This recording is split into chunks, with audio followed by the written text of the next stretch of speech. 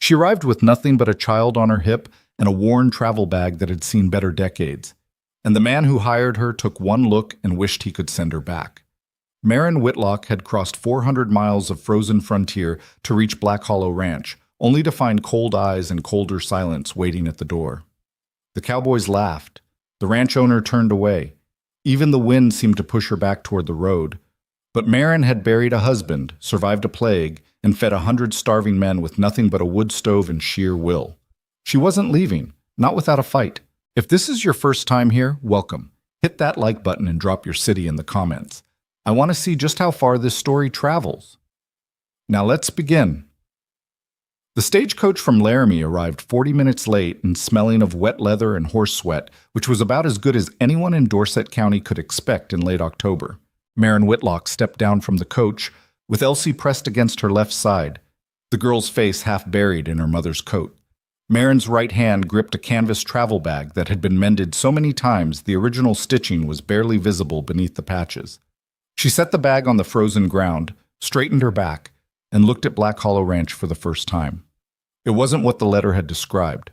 The letter, 3 pages written in careful, formal script by a man named Gideon Cross, had mentioned a working cattle ranch in good standing, a proper kitchen with a stone hearth, and fair wages paid monthly. The letter had not mentioned the sagging fence line along the north pasture, or the barn door hanging at an angle that suggested at least one hinge had given up entirely, or the way the main house looked like it was bracing itself against the wind rather than standing through it. Maren took all of this in without expression. She'd learned a long time ago that the space between what a letter promised and what a place actually was could be vast enough to swallow a person whole. The trick was not to let yourself be swallowed. "Mama," Elsie said quietly, her voice muffled by wool. "Is this it?" "This is it. It's cold." "It is." "Are we staying?" Maren picked up the bag. "Let's go find out." "Oh, shit." 3 men were watching from the bunkhouse porch. They weren't pretending not to watch. They were just standing there with their coffee cups, staring openly the way men do when they've been out on a range long enough to forget basic manners. Maren walked past them without looking over. She could hear one of them say something low, and then a short laugh, and she made a point of not registering either. The front door of the main house opened before she reached it. Gideon Cross was not what she expected either, though she couldn't have said exactly what she had expected.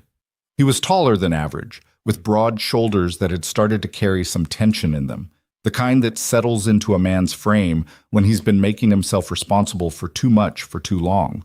His hair was dark and starting to go gray at the temples.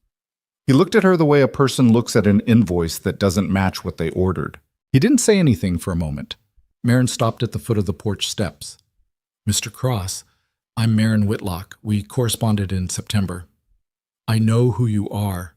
His voice was flat, not rude, just flat. He looked at Elsie, then back at Maren. "You didn't mention a child." "I mentioned a daughter in my second letter. I only received the first one." "That was the mail system in Dorset County then." Maren kept her face neutral. "Her name is Elsie. She's 6. She doesn't cause problems." Gideon Cross ran a hand through his hair and looked out past her toward the road, as if he was still hoping someone else might come up the drive. When no one did, his expression didn't exactly shift, but something behind his eyes did. It wasn't warmth. It was closer to the specific tiredness of a man who has realized that the situation he has is the only situation he's going to get. "I expected someone with more experience," he said. Maren looked at him steadily. "My letter listed 8 years of ranch cooking, 2 seasons feeding railroad crews, and a full summer on the cattle drives out of Abilene." "That's what the letter said." "Because that's what I've done." He looked at her again. Really looked. At the travel bag that had been repaired too many times, at the child holding the hem of her coat, at the way Maren's jaw was set with the particular firmness of someone who has already decided not to give ground. "The bunkhouse is full," he said. "You'd be in the room off the kitchen. It's small." "That's fine. Wages are $30 a month. Your letter said 35. A pause. 32. Maren considered this. "I'll need a proper inventory of what's in the kitchen before I can start, and Elsie will need a place to sleep that isn't the floor." Something flickered across Gideon Cross's face. It wasn't admiration. It was more like mild surprise, the kind that comes from someone pushing back when you expected them not to. He stepped back from the doorway. Come in then. Duh. The kitchen was worse than the house had suggested from the outside. It was large, which was something. Large enough to accommodate the kind of cooking that a working cattle ranch required, with a long preparation table down the center and a proper iron stove against the far wall. But the stove needed blacking, and one of the burner plates was cracked clean through. The shelves held supplies that had been organized by someone who either didn't cook or had stopped caring. Flour bags left open, a cracked crock of lard sitting next to a rusted tin of tobacco someone had apparently forgotten, coffee grounds spilled across a shelf and left there. The previous cook, a man named Holt, according to Gideon, had left 3 weeks earlier. The ranch had been managing on cold biscuits and fried salt pork since then. Marin could smell that history in the walls. This needs work, she said. I know. The stoveplate is cracked. I'll need a replacement before winter, or I'll lose heat on the left side. I'll see what I can do. I'm not asking as a preference. I'm telling you as a practical matter. You've got, 40 men to feed through the winter season? 22 regular, more during drives. Then you need a functioning stove. Gideon Cross looked at her from the doorway of the kitchen with that same flat expression. You always talk this much? Marin turned from the shelves and looked at him. When there's something that needs to be said, he left without answering. Marin took that as a working agreement and started pulling things off the shelves. Elsie sat on the edge of the preparation table and watched her mother work with the quiet attention of a child who has learned to be unobtrusive in unfamiliar places. She was a small girl with her father's dark eyes and the kind of serious expression that made adults sometimes assume she was older than she was. She'd learned early that staying quiet and watching carefully was usually the safest strategy when her mother was moving fast. Mama, that man doesn't like us. Marin didn't look up from the inventory she was making on a scrap of paper. He doesn't know us yet. He looked at us like we were wrong. People look like that when something isn't what they were expecting. Marin found a half-empty sack of dried beans and shook it, estimating. Doesn't mean they're wrong people, just means they need time. What if he sends us back? Marin set down the bean sack and looked at her daughter. Elsie was 6 years old and had already traveled more miles than most grown men. She'd been on this latest journey for 11 days, through 2 stagecoach changes and 1 overnight stop in a way station that wasn't fit for animals. She had not complained once. She'd cried one night when she thought her mother was asleep, quietly, with her face turned toward the wall. He's not sending us back, Marin said. We're not going back. How do you know? Because we're going to be too useful to send anywhere. Elsie seemed to think about this. How? Marin picked up the paper and went back to the inventory. I'm going to make dinner. The 3 men from the bunkhouse porch had names. Marin learned them through the thin walls of the kitchen while she worked because they had apparently decided the area directly outside the kitchen window was a fine place to stand and talk. Cole Mercer was the loudest. He had a voice that carried without him seeming to intend it, and opinions about everything. He was the one who'd made the comment when she walked past, and the more she listened through the window, the clearer it became that Cole Mercer's working theory of Marin Whitlock was that she was a woman who'd ended up at Black Hollow because she had no better options and even fewer skills. Gideon ought to just give her traveling money and call it done, Cole said. We don't need some widow dragging a kid around the kitchen when we've got a drive coming up. Maybe she can cook. This was a different voice, quieter, younger sounding. You see that bag she came in with? Patched to hell. Woman can't even keep her luggage together. She's going to feed 40 cowboys? Marin found the cast iron skillet hanging on the wall, assessed it, and put it on the stove. She'd found a decent cut of salt pork in the cold storage, some dried herbs that still had some life in them, the remains of a flour barrel, and enough lard to make a proper pan gravy. It wasn't much, but it didn't need to be much. It needed to be good. The 3rd man, she hadn't caught his name yet, said something about the child, something Marin didn't quite hear, and there was another short laugh. She turned up the stove and started rendering the pork. By the time she set supper on the long table in the cookhouse, the smell had done its work. She'd made pan biscuits from the flour, a thick gravy from the pork drippings, and dried sage and 1 onion she'd found at the bottom of the vegetable crate, and a pot of coffee that didn't taste like it had been made in a bucket. which appeared to be an improvement over recent history. The cowboys came in wet from the afternoon's work, boots heavy with mud, and expressions set in the particular way men's faces get when they've been outside in cold wind for 9 hours. They took their seats without looking at the food, and Marin stood at the end of the table and waited. Cole Mercer sat down last. He glanced at the biscuits, then at Marin, with the expression of a man preparing to be underwhelmed. Nobody said anything for a moment. Then someone reached for a biscuit. The room went quiet in the specific way it does when food is actually good and people aren't expecting it to be. Not a performance of appreciation, just the small silence of men eating something real after weeks of salt pork and cold biscuits. Cole Mercer ate 2 biscuits before he spoke again, and when he did, he didn't say anything directly about the food. He said, "Coffee's all right," which Marin understood was roughly equivalent to a standing ovation from a man like that. Gideon Cross came in late, just as most of the men were finishing. He looked at the table, the empty bread plate, the near-empty gravy pot, the fact that several of the men had stayed sitting instead of clearing out immediately the way they usually did, and then he looked at Marin, who was refilling the coffee. She met his eyes without expression and kept pouring. He found her in the kitchen afterward, washing the dishes in water she'd heated herself because the ranch apparently had no system for that either. 35, he said from the doorway. She kept washing. "I know. The room off the kitchen. I'll have someone bring a proper bed frame for the girl." "Thank you." He stood in the doorway for another moment like he might say something else, then thought better of it and went away. Marin scrubbed the cast iron and thought about the cracked stove plate and the depleted flour barrel and the way the cold was already getting into the kitchen through a gap around the window frame that someone should have addressed a month ago. She thought about her husband, Thomas, briefly, not with the sharp grief that used to stop her breathing, but with the steadier ache that it had become. Thomas had been gone 2 years now. He'd been a good man who got sick on a trail in Nebraska and was buried there, in ground she'd never see again.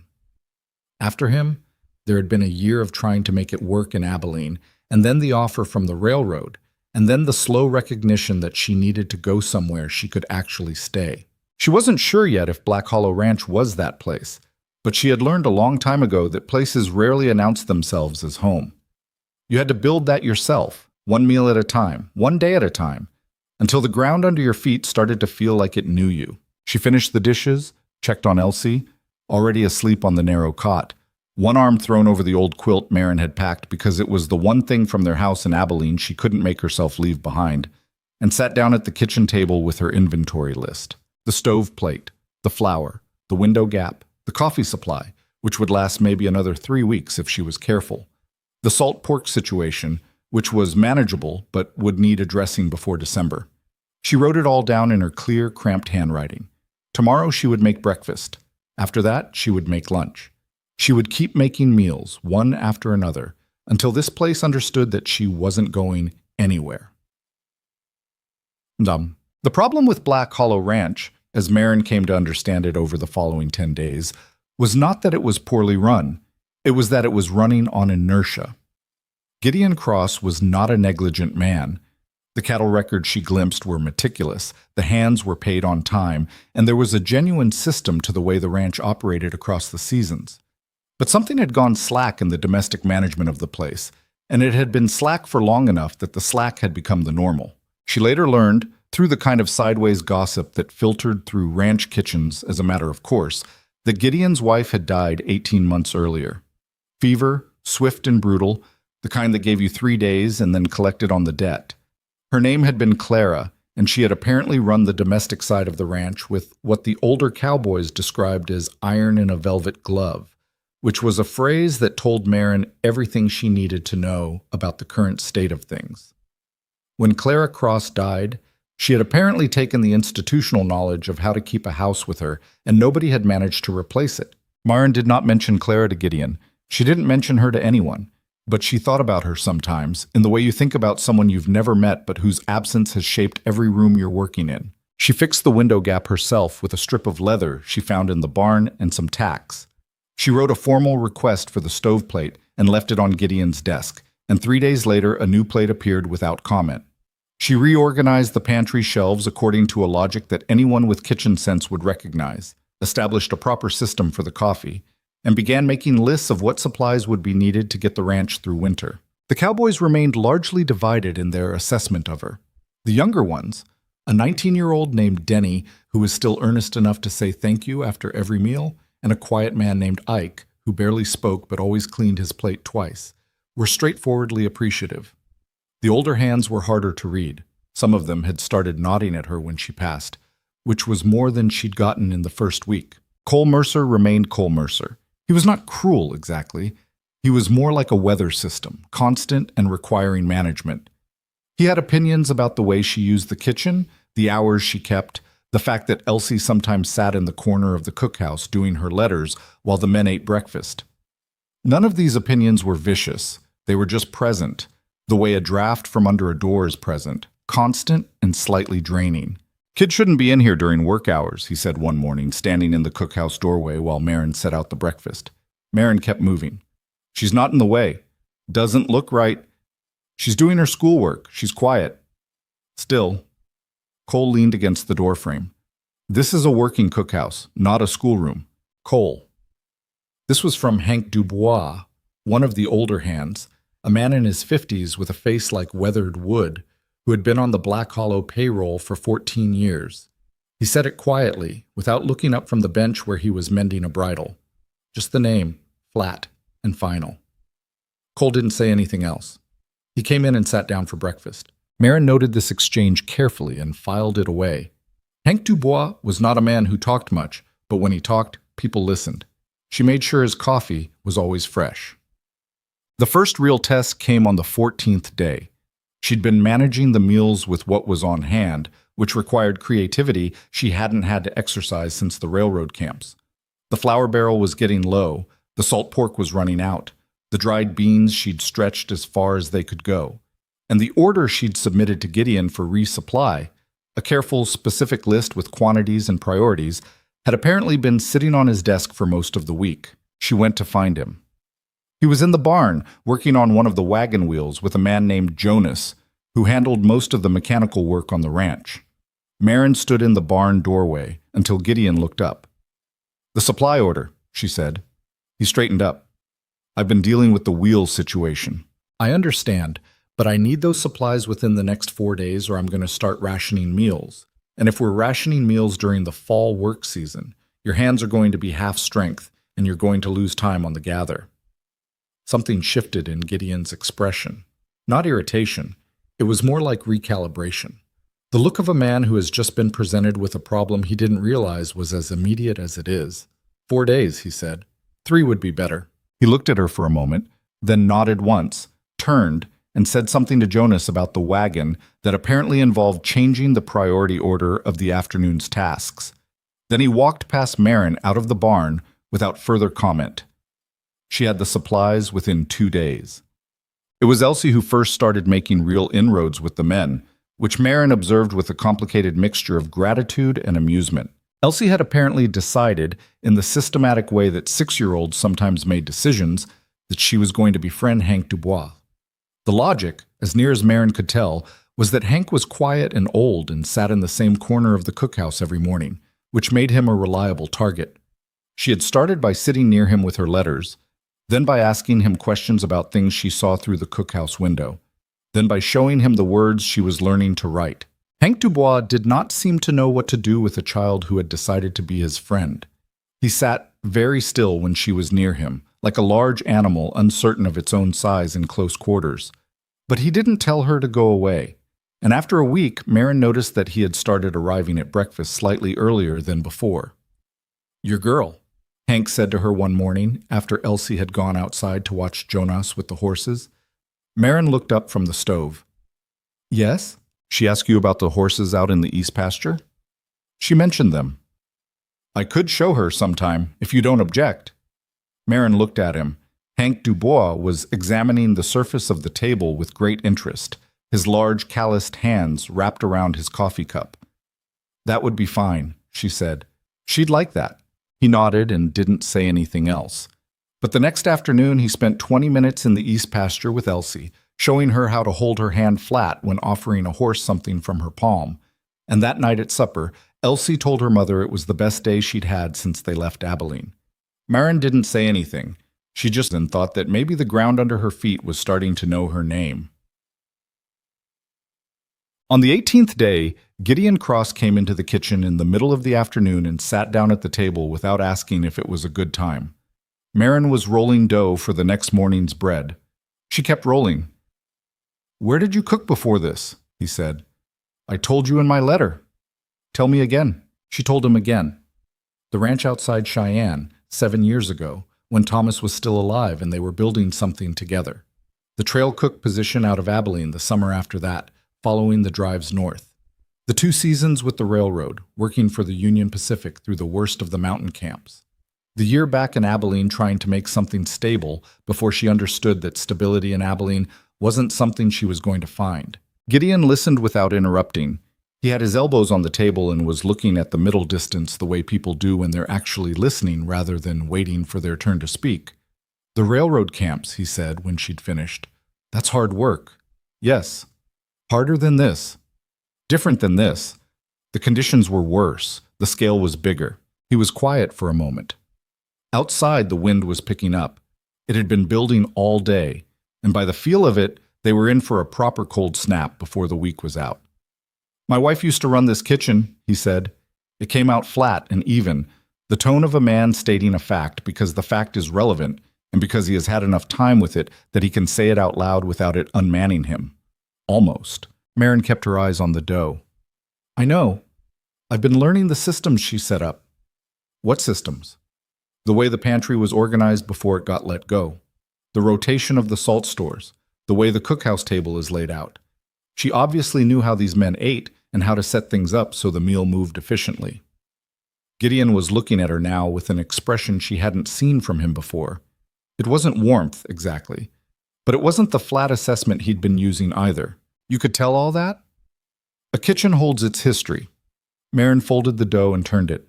"If you pay attention, you can read it." He sat with that for a moment, then stood up. He looked like he was going to say something, then changed his mind, then changed it back. "The north fence is taking damage from the wind," he said finally. "I'm going to need to keep more men on property this week. Means more mouths at every meal." "How many more?" "Maybe 5, maybe 8. "I'll adjust." She set the dough to rest and covered it with a cloth. "I'll need more coffee stock if they're here through the cold snap." "I'll get it." He left. Marin looked at the space where he'd been sitting for a moment, then went to check on the bread covers and start thinking about what to do with 8 extra men through a cold snap on limited supplies. That night, after Elsie was asleep, Marin sat at the kitchen table with a candle in her notebook, the one she'd been keeping since the first day. She did the calculations. The extra men, the cold snap, the flour supply, the coffee. She worked through what she had and what she'd need and what she could stretch and what she couldn't. It was manageable. Tight, but manageable. She thought about the letter she'd written to Gideon Cross in September. She'd spent 3 evenings on it, which was more time than she usually gave to correspondence, because she'd understood that the letter was also an argument for why a widow with a 6-year-old daughter was the right choice for a working cattle ranch in the Wyoming Territory. She'd laid out her experience as clearly and as honestly as she could, because she'd found that honesty was the only strategy that paid off in the long run. She thought about the look on his face when the stagecoach came in, and the way he'd looked at Elsie, and how in that first moment she'd understood exactly what she was dealing with. She thought about Thomas, who used to say that the best meals she made were the ones where she had the least to work with, and how she'd always thought he was being generous when he said it, but now she was starting to think he'd been right. The candle threw yellow light over the notebook pages. Outside, the wind moved along the eaves of the ranch house with a sound like something pushing to get in. Marin closed the notebook. She had bread to make in the morning. She put out the candle and went to bed, and the ranch settled into the cold and the dark around her, and for the first time in a long time she slept without dreaming of roads. The cold snap hit Black Hollow Ranch on a Tuesday, which was the worst possible day for it because Tuesday was the day Marin had planned to reorganize the cold storage and get ahead of the week's bread. Instead, she spent the morning managing 6 extra men at breakfast. Gideon had brought in hands from the North Pasture crew to deal with the fence damage, and then discovered that someone had left the cold storage door unlatched overnight, and the temperature drop had gotten into the vegetable stores. She lost half the remaining turnips and a crock of pickled cabbage she'd been rationing carefully since the second week. She stood in the cold storage looking at the damage for about 10 seconds, then went back to the kitchen and started recalculating dinner. "What happened?" Denny asked from the doorway. He was the youngest of the regular hands, 19, and still had the habit of hovering near the kitchen during his off hours, which Marin had initially found irritating and had since come to understand was just how he was made. Turnips froze. "All of them? Enough." She pulled out the bean stores and started counting. "You know who left the cold storage door open?" Denny's face did something complicated. "Might have been me." She looked at him. "I went in last night to get something I forgot what I went in for, and I think I might have been in a hurry coming out." "Denny?" "Yes, ma'am." "Latch the door every time, without exception." "Yes, ma'am. I'm real sorry about the turnips."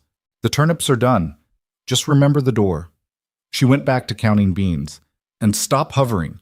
If you've got time to stand in doorways, Hank can find you something to do." He disappeared quickly.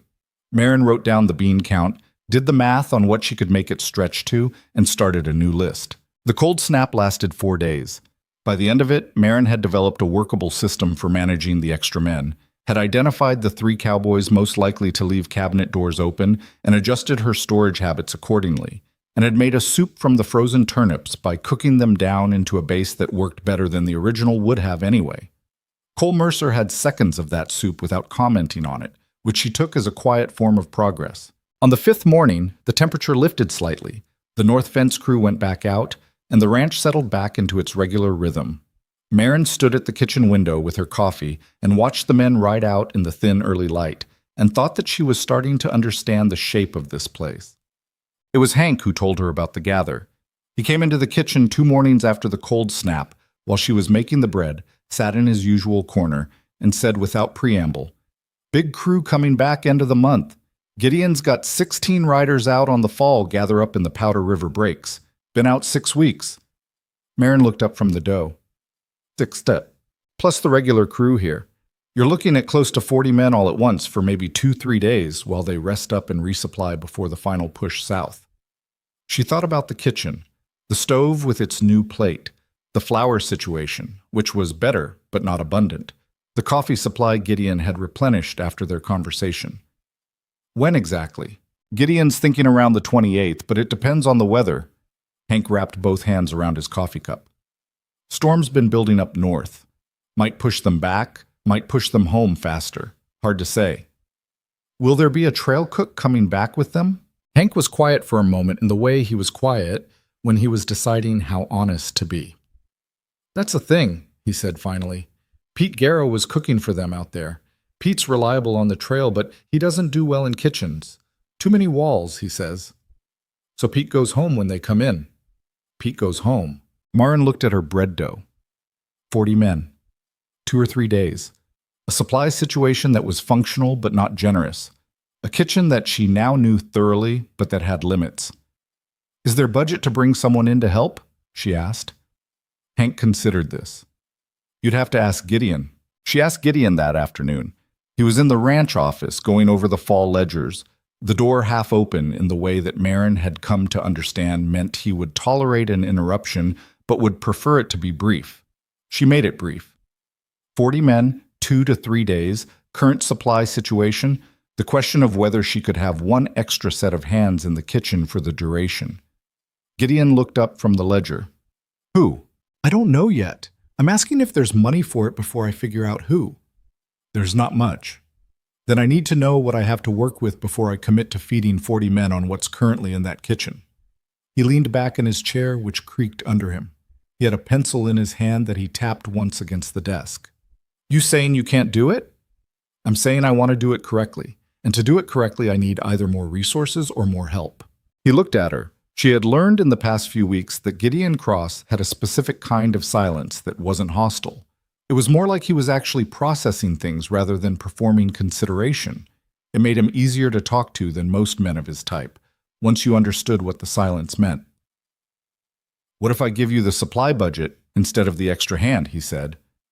"Depends on what the budget is," he told her. She did the mental math quickly. "That'll work," she said. "Barely, but it'll work." You sure? I won't know until I see what the supply run comes back with. But yes, I think so. He nodded and went back to the ledger. Marin turned to go. Marin, she stopped. When the gather crew comes back, he paused, and there was something in the pause that was different from his regular processing silence. Something that cost him slightly more. They've been out 6 weeks in rough country. Some of them haven't had a real meal since they left. That first meal when they come in, another pause. It matters. She turned around. He was looking at the ledger, not at her. I understand, she said. He nodded, still not looking up. She left him to his numbers. The supply run came back on a Thursday. Marin had written the list herself and given it to Jonas, who drove the wagon into Dorset twice a month and who had learned in recent weeks to read her handwriting without asking questions, which she appreciated. She checked every item against the list. Jonas stood beside the wagon in the cold, hat in hand, watching her go through it with the expression of a man who had made a mistake somewhere and wasn't sure which item it was going to turn out to be. It was the coffee. She'd asked for 40 pounds and gotten 26. Dorset only had 26, Jonas said. What about the mill supply at Haverford?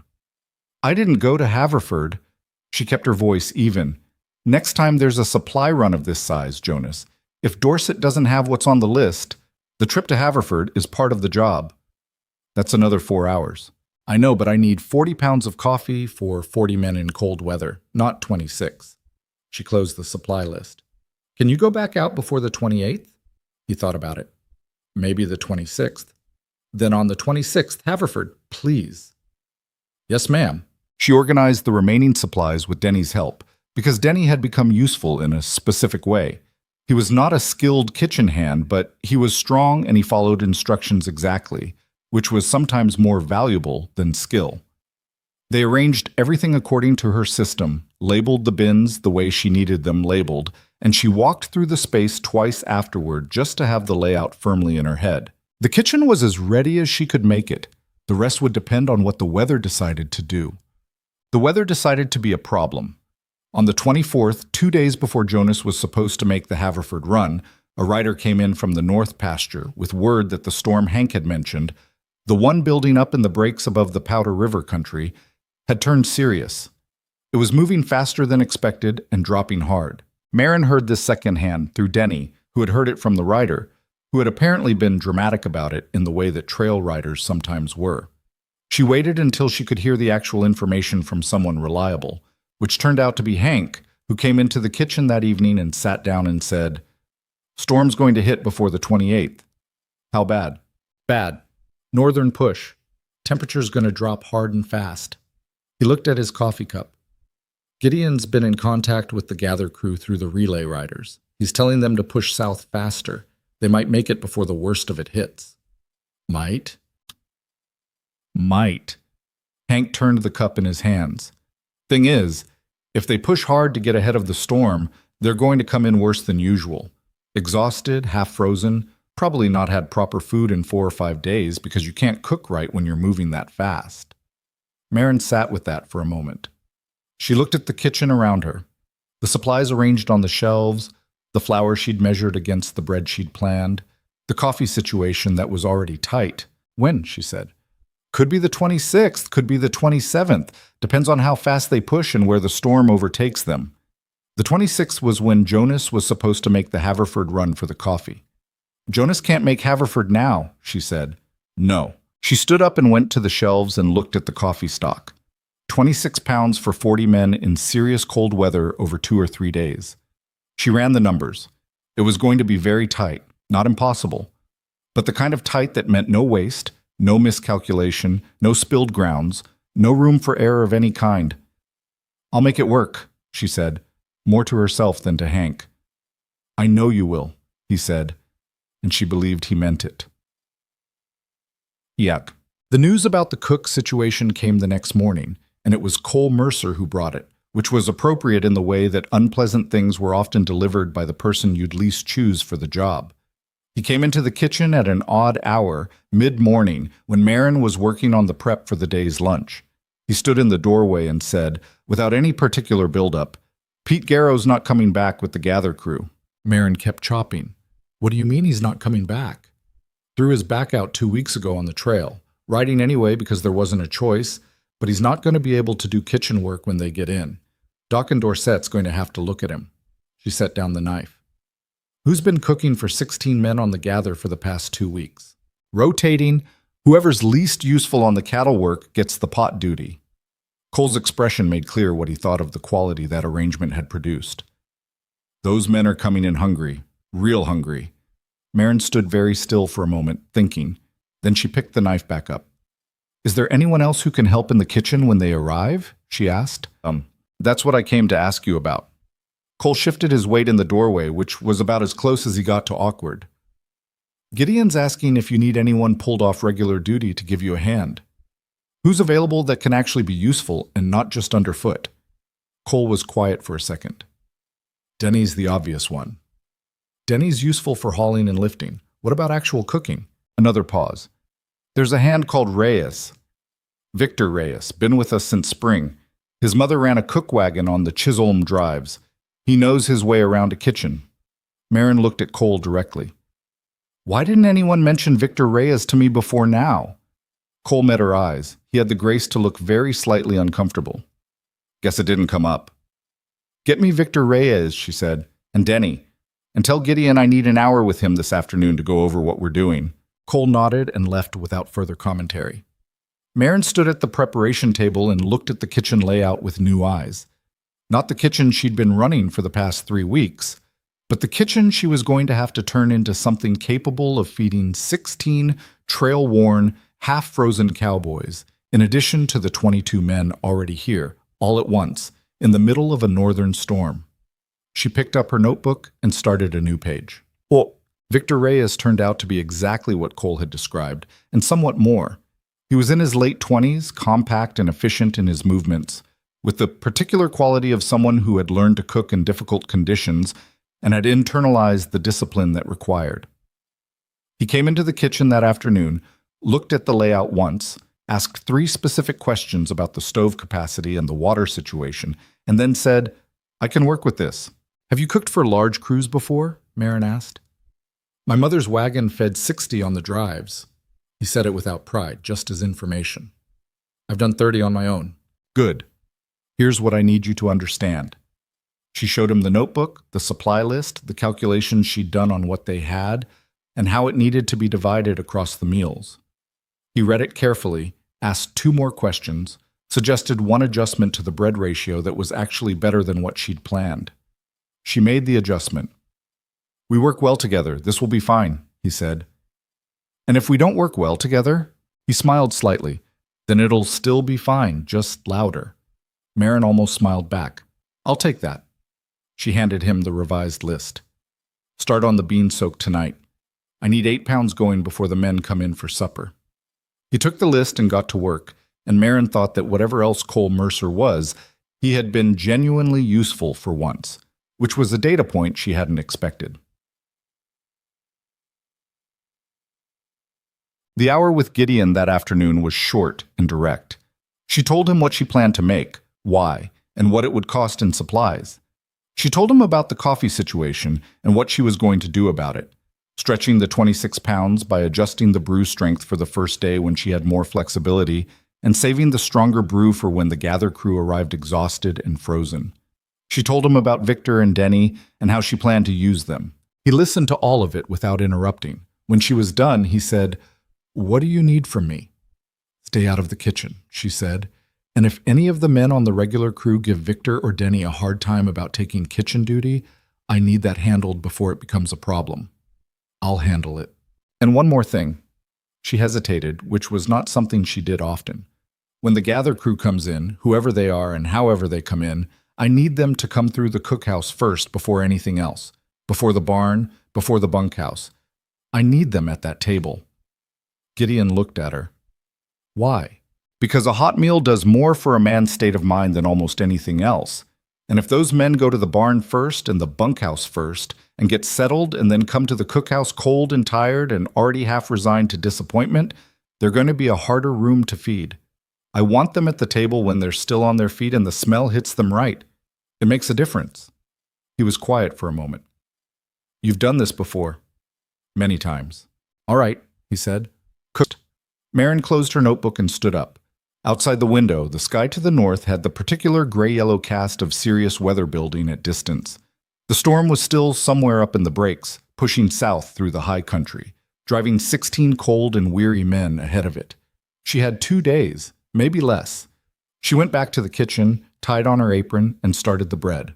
The storm arrived a full day earlier than Hank had predicted, which meant it arrived at the worst possible time, 4 in the morning on the 26th, when the bread for the day hadn't been started yet, and the bean pots from the night before were still cooling on the stove. Marin woke to the sound of it before she was fully conscious of waking. The wind had a particular voice when it was serious, lower and more sustained than the regular prairie gusts she'd been listening to for weeks, and this one was saying something definitive about the next 24 hours. She lay still for exactly 3 seconds, listening, then got up. Elsie didn't stir. The girl had learned to sleep through her mother's early departures in the same way she'd learned most things in her short life, by necessity and then by habit. The kitchen was cold. The fire in the stove had banked down overnight, and Marin built it back up quickly, her hands working from muscle memory while her mind was already moving through the day's calculations. The storm changed things. If the gather crew had been pushing hard to get ahead of it, they might arrive today instead of tomorrow, which meant the cooking window she'd planned for, a full day of prep plus the morning of their arrival, had just collapsed into something considerably tighter. She lit the lamp and went to the kitchen door and opened it. The wind hit her immediately, carrying ice in it, the kind that wasn't quite snow yet, but would be before noon. The sky to the north was the color of a bruise. The temperature had dropped hard overnight. She could feel it in the way the air sat heavy and sharp against her face, the kind of cold that meant business. She closed the door and went to wake Victor. He was already awake. She found him in the bunkhouse doorway, also looking north, with his coat half buttoned and a cup of something hot in his hand. "They'll come today," he said when he heard her. "That's what I think. Afternoon, maybe. Could be earlier." He nodded and drank whatever was in the cup. "I'll start the second bean pot." "I need you on the stew base first. I'll do the beans, Denny. I'll get Denny." "Don't wake the whole bunkhouse." "I know." He handed her the cup. It was coffee, the real kind, not the watered-down version she'd been rationing. She looked at it. "I made a small pot," he said. "For us. Before we start. I used my own supply." She hadn't expected that. She drank it and didn't say anything, which was its own kind of thank you, and he seemed to understand that. They went back to the kitchen together and got to work. By 7 in the morning, the stew base was going, a deep, dark broth built from the beef bones she'd been saving all week, layered with dried onion and the last of the sage and a good measure of salt, the kind of foundation that needed 4 hours minimum to become what it needed to be. The first bread batch was in, 6 loaves, and Marin had started the calculations for the second batch based on what the flour situation would allow. Denny arrived at 7:15 looking like he'd dressed in the dark, which he probably had, and immediately knocked over a tin cup reaching for the coffee. "Denny," Marin said, I'm sorry. Slow down. Pick it up. Wash your hands." "Yes, ma'am." "Then I need you to bring in the rest of the wood from the north stack. All of it. We're going to need the stove running at full heat all day, and I don't want to be sending anyone outside for wood once that storm gets serious." He went. Victor was working the secondary table, preparing the root vegetables that would go into the stew in the second hour. Potatoes mostly, some carrots, the remaining onions that hadn't frozen in the cold storage incident. His movements were economical and fast, and he had the particular stillness of someone who was thinking ahead while his hands worked through what was in front of them. "How many loaves total?" he asked without looking up. 14 if the flour holds." "It won't hold for 14. She knew he was right. She'd been running the numbers in her head and hoping they'd come out differently. They didn't. 12 then. 12 is enough if we portion right." He swept the carrot ends into the scrap bucket. "What are you thinking for the second course?" "I'm not sure there is one, not a formal one. There should be." He said it quietly, not as an argument, more like he was thinking out loud. These men have been on the trail 6 weeks. They've had rotating pot duty from cowboys who don't know what they're doing.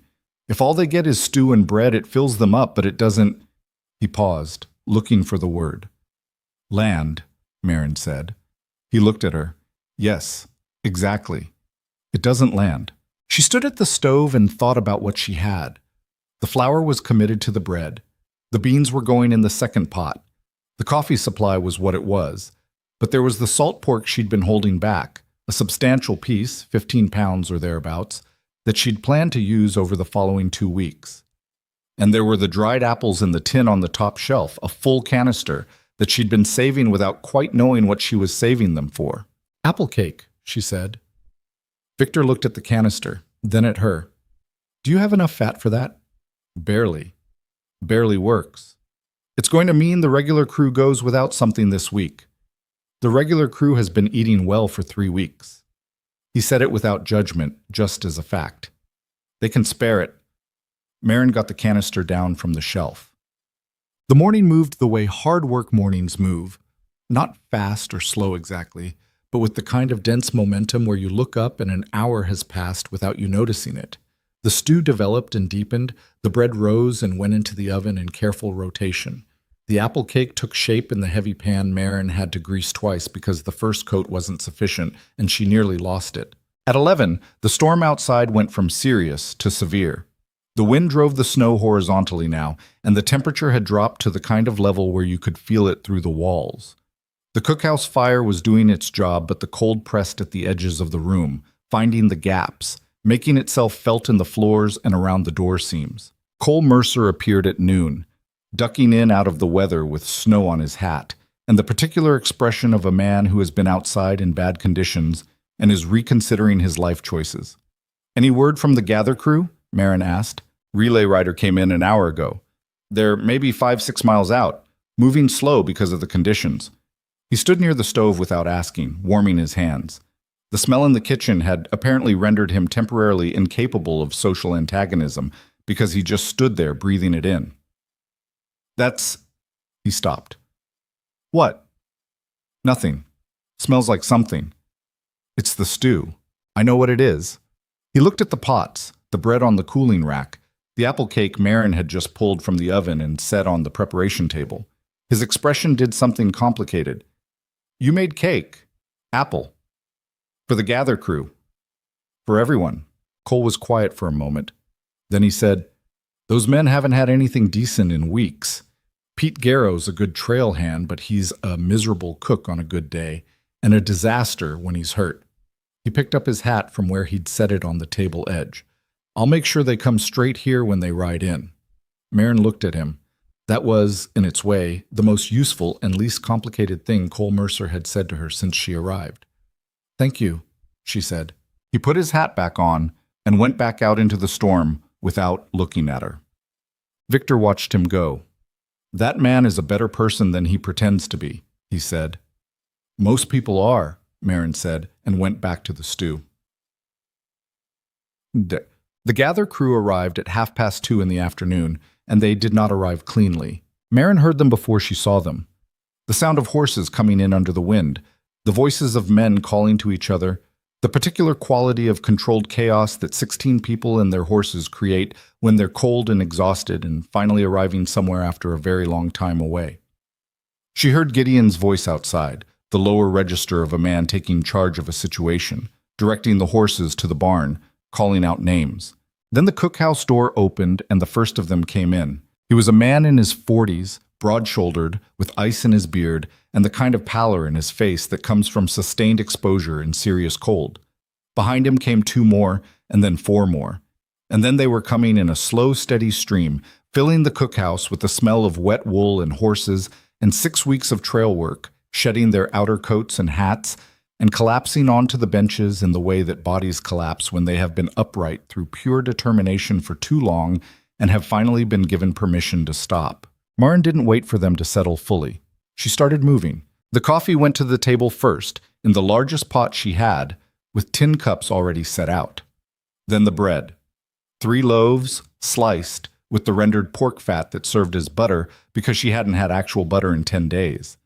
The men reached for it before she'd finished setting it down, and the room went into that specific silence she'd experienced on her first night at Black Hollow, the silence of people eating something real. Victor and Denny were working behind her, moving fast and without needing direction.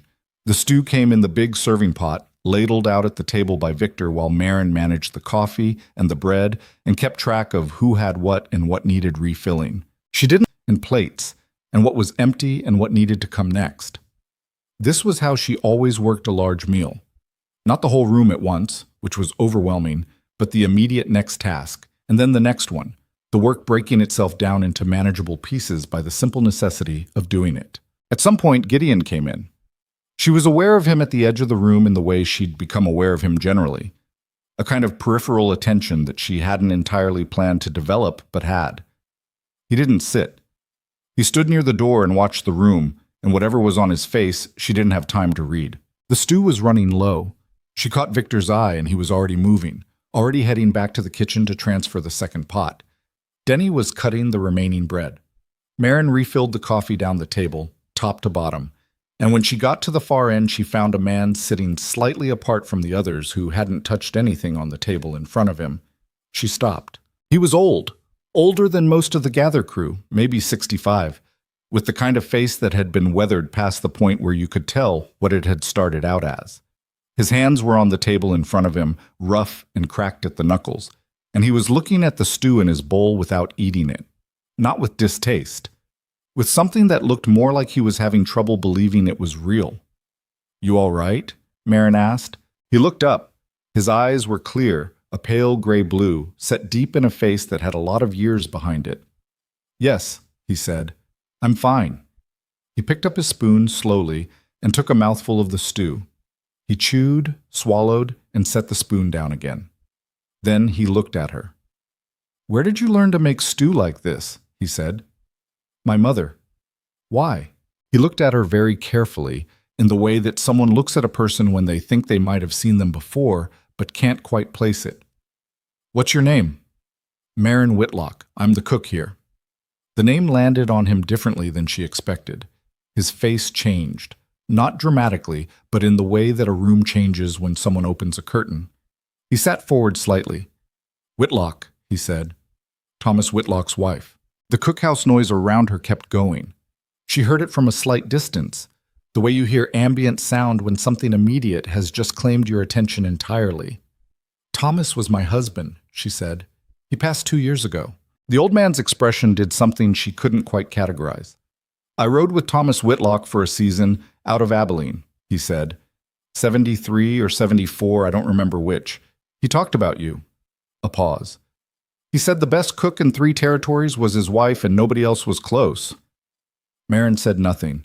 Her hands were still holding the coffee pot, and she was conscious of it, the weight of it, the warmth of the handle through the cloth she'd wrapped around her palm. "My name's Earl Foss," the old man said. "I was on the railroad camps through the summer of 77. The camps outside of Holt Station." Holt Station. The name moved through her like a cold current. She hadn't heard it spoken out loud in years. "I know those camps," she said carefully. "There was a sickness that summer." His pale eyes didn't leave her face. "Yellow fever," some said. Others said it was something else. 140 men in 3 camps over about 4 miles of track.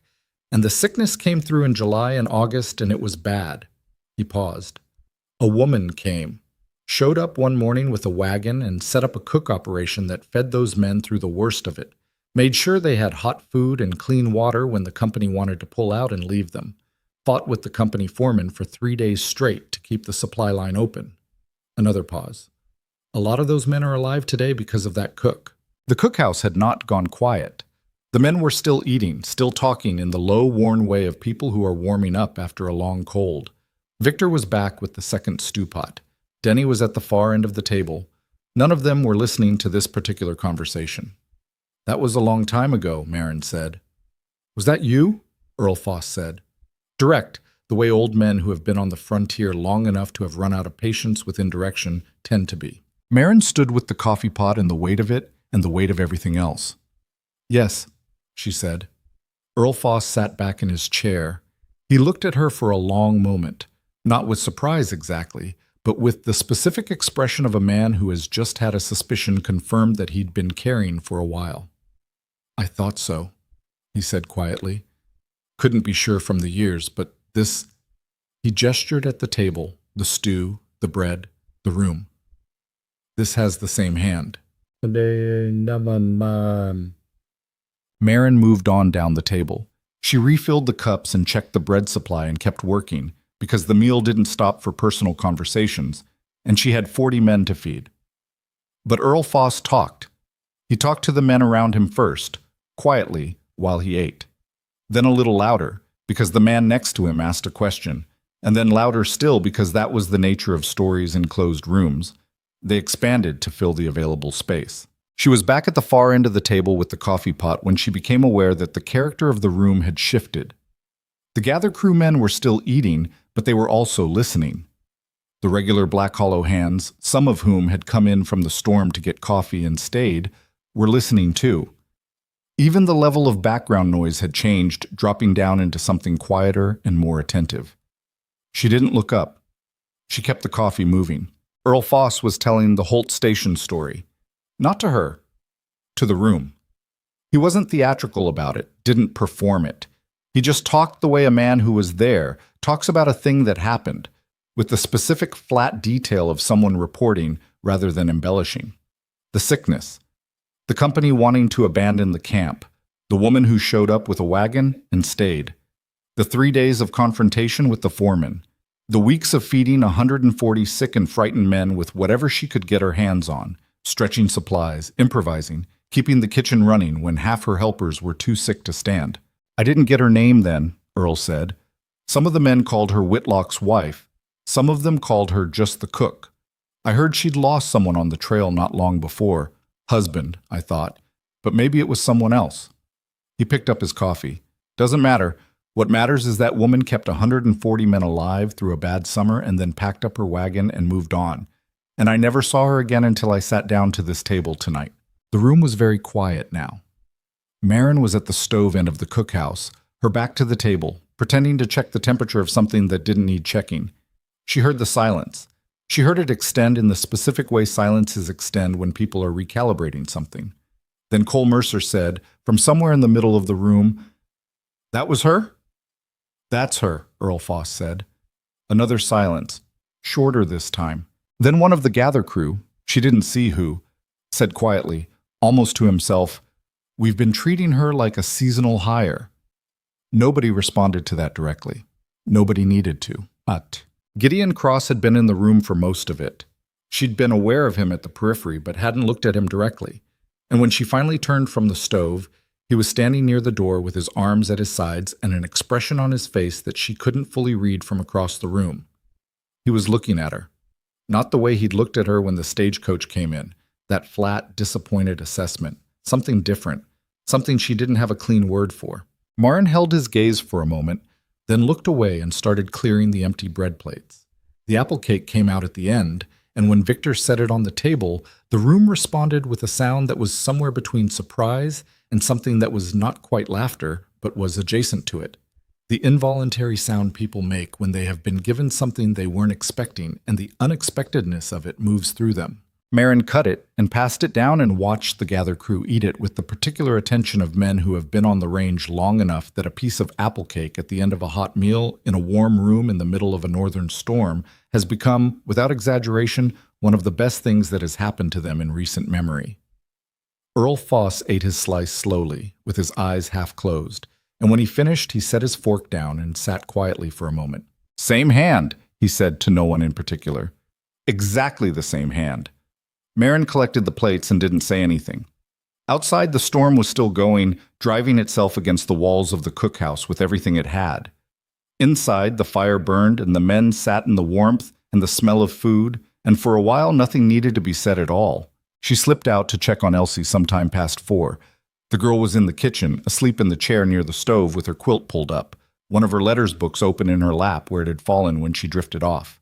Marin stood in the kitchen doorway for a moment, listening to the storm outside and the distant sound of voices in the cookhouse and the smaller sound of her daughter's steady breathing.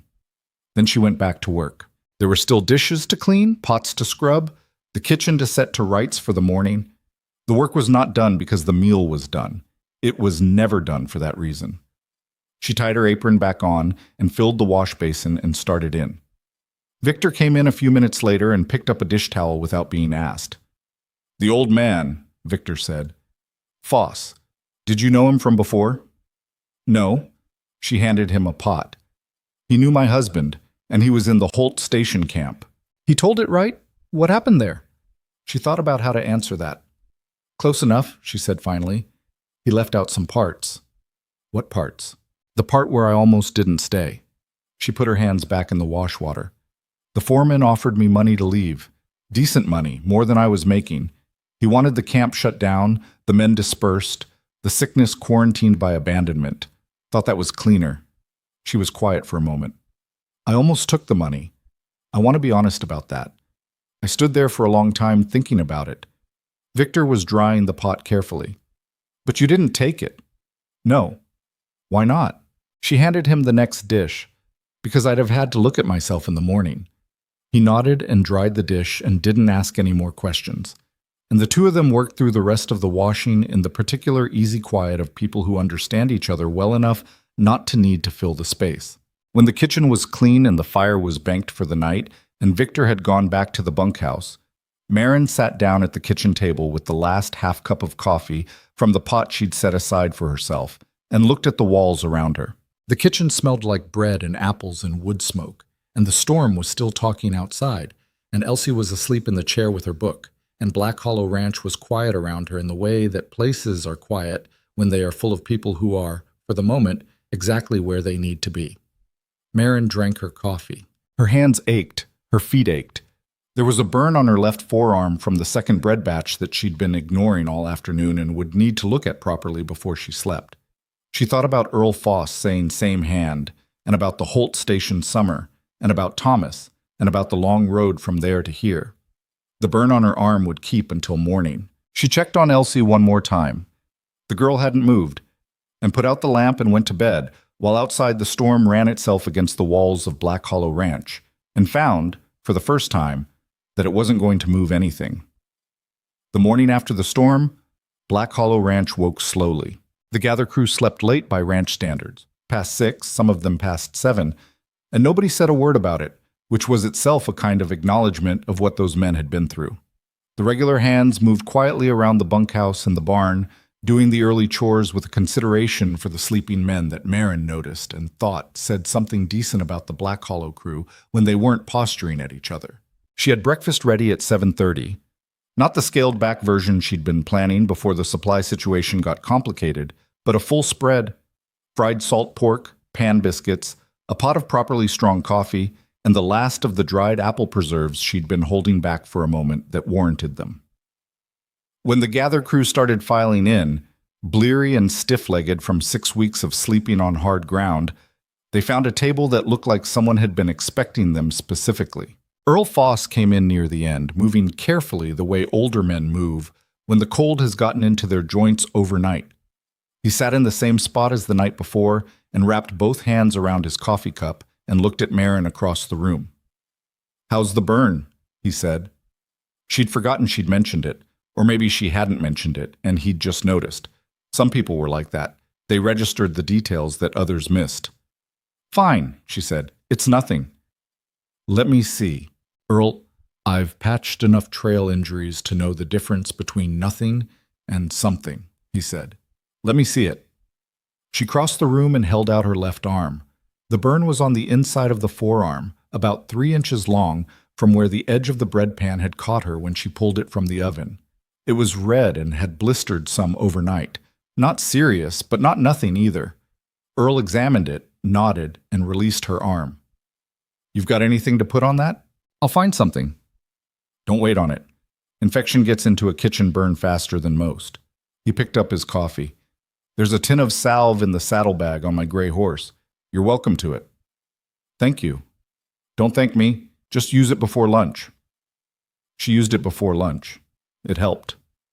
The gather crew spent 2 days at the ranch resupplying and resting before the final push south to the winter pastures. During those 2 days, something shifted at Black Hollow that was hard to name precisely, but was unmistakable once you knew to look for it. It wasn't a dramatic shift. There was no meeting, no announcement, no formal renegotiation of how Maren Whitlock fit into the working structure of the ranch. It was more like a collective adjustment of posture, the way a room of people moves differently when they've reached a new common understanding about something, The Gather crew treated her with the specific directness of men who respected what they were looking at. They said please and thank you with the automatic ease of people who meant it rather than performing it. They cleaned up after themselves at the table without being asked. When she came into the cookhouse during off hours to check supplies or plan the next meal, they made room without comment, moving their card games or their conversations to the far end of the room to give her the space she needed to work. The regular black hollow hands watched this and took their cues from it in various ways. Denny, who had already been solidly in Marin's corner, simply continued being Denny, earnest and sometimes clumsy and reliably present whenever something needed carrying. Victor moved through the transition without visible adjustment, because Victor had apparently decided his position on Marin Whitlock on the first day and saw no reason to revise it. Hank Dubois continued being exactly himself, which meant he continued arriving slightly early for meals and staying slightly late for coffee, and occasionally making small observations that carried more weight than they appeared to. It was Cole Mercer who surprised her. It happened on the second morning of the Gather crew's stay, at breakfast. Cole had come in with the regular crew and taken his usual seat, and the cookhouse was full and loud, the way it was when both crews were in at once, 30-some men in a room built for 20, the noise and warmth and smell of food creating a kind of compressed vitality that was almost physical. Marin was at the far end of the table refilling coffee when she heard Cole's voice cut through the ambient noise, not loudly, but with the specific quality of someone who has made a decision and is following through with it before they can change their mind. "Hold on," Cole said. The immediate section of the table quieted. Cole was looking at Marin. His expression was not comfortable. It was the expression of a man doing something that costs him something and not pretending otherwise. "I owe you a word," he said. The table had gone quieter than just the immediate section now. People were listening without looking like they were listening, which was the frontier version of paying close attention. Marin stopped refilling the coffee and waited. "I gave you a hard time when you came in," Cole said. "Said things that weren't fair and weren't right, about you and about the girl." He paused. "I was wrong to do that." The cookhouse was very quiet. Marin looked at Cole Mercer across the table. He was not a man who found this kind of thing easy. She could see that plainly. His jaw was set and his hands were around his coffee cup, and he was meeting her eyes with the determined steadiness of someone who has decided to finish what they started. "I hear you," she said. "I'm not asking you to forget it, just wanted to say it." "All right." She went back to the coffee. Cole picked up his biscuit and didn't say anything else. Around the table, the noise started back up gradually, conversations resuming, and the moment folded itself into the general texture of the morning. But Hank Dubois caught her eye from across the table briefly and gave one small nod that said more than a speech would have. Earl Foss left with the Gather crew on the third morning. Before he rode out, he came to the cookhouse, sat down for a last cup of coffee, and said to Marin, "You're staying here? For now? Good." He wrapped his hands around the cup. "Ranch needs someone who knows what they're doing." The ranch was managing. "It was getting by," he corrected. "That's not the same thing." He drank the coffee. "Thomas would have liked knowing you landed somewhere decent." Marin was quiet for a moment. "Did you know him well, Thomas?" "Well enough. He was a steady man. Didn't say much, but what he said was usually true." Earl looked at his cup. "He talked about you the way some men talk about the best horse they ever rode. Not like a possession, but like something they knew they were lucky to have." A pause. "I don't know if that's a good comparison for a woman. It's meant as one." "I'll take it," Marin said. He laughed, short and dry, then stood up and put on his hat. "Take care of that burn." "It's already better." "Good." He touched the brim of his hat and went out, and she heard the Gather crew mounting up and the particular sound of 16 horses moving out together, and then the sound faded north and the ranch was back to its regular complement. She stood in the cookhouse doorway and watched them go, and thought about Thomas, and about the way time worked, how it moved in one direction and took people with it whether you were ready or not, and how the best you could do was build something worth staying for in the present tense, rather than spending too much time looking backward at what the current had carried away. She went back to the kitchen and started the lunch prep. November came in hard and stayed that way. 2 more cold snaps, a second significant storm that ran for 3 days and kept everyone close to the buildings. and then a brief January-like thaw that was colder in spirit than temperature because everyone knew it wouldn't last. Through all of it, Mary running hot or cold depending on the wind direction, the supply situation fluctuating with what Jonas could get through from Dorset, the head count at each meal shifting with the weather and the work schedule. She learned to cook for uncertainty, which was different from cooking for a fixed number, and she got better at it as the weeks went on. She cooked through a second cold storage incident, this one not Denny's fault. A temperature drop so severe that even a properly latched door couldn't keep it out, and she lost most of her stored carrots and had to rebuild the week's meal plan from scratch in an afternoon. She cooked through a morning when the stovepipe needed emergency cleaning and she had 30 minutes between discovering the blockage and needing breakfast on the table. And she did it with Denny holding the pipe steady while she worked the brush through, and Victor managed the fire below, and the whole thing was graceless and covered in soot and worked.